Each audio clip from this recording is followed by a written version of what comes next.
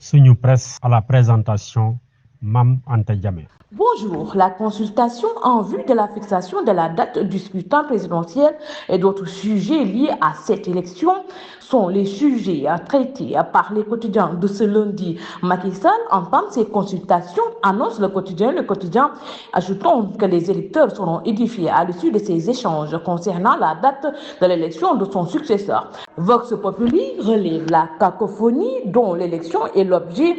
Les acteurs politiques sont divisés sur la question, le choix de la date notamment, affirme-t-il. Les coalitions de partis politiques et les partis ont chacun leur position.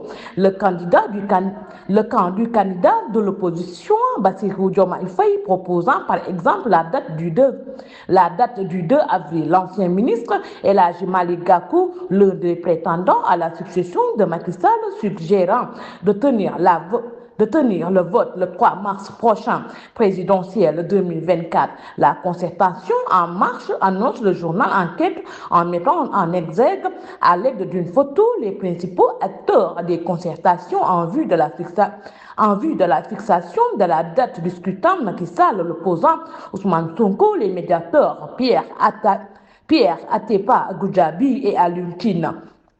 Macky Sall n'a pas une grande marge de manœuvre, il ne lui reste alors qu'à engager l'organisation de l'élection présidentielle au pas de charge, lit-on dans le quotidien. Les quotidiens évoquent aussi la dissolution de la commission d'enquête parlementaire chargée de faire la lumière sur les soupçons de corruption concernant 2 membres du Conseil constitutionnel. L'enquête parlementaire arrêtée, titre Le Soleil. Sud Quotidien observe que l'Assemblée nationale entère sa commission d'enquête sur la corruption présumée de juges constitutionnels. Tout ce désordre pour ça, se demande de Tribune, en faisant allusion à la cacophonie consécutive au report de l'élection présidentielle et à la courte vie de cette structure parlementaire. Les députés de Benno Bokk Yakaar et du Parti démocratique sénégalais ont dissous la dite commission après que le Conseil constitutionnel, nullement inquiété par les députés enquêtant sur certains de ses membres, a annulé la loi votée par l'Assemblée nationale en vue du report de l'élection présidentielle au 15 décembre prochain.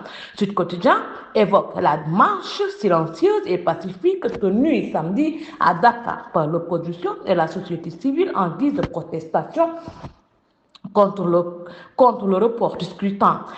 Sunu élection, protégeons notre élection, réussit son test, écrit-il, ajoutant que des milliers de Sénégalais étaient dans la rue pour dénoncer le report de l'élection et exiger qu'elle se tienne le 3 ou le 10 mars 2024.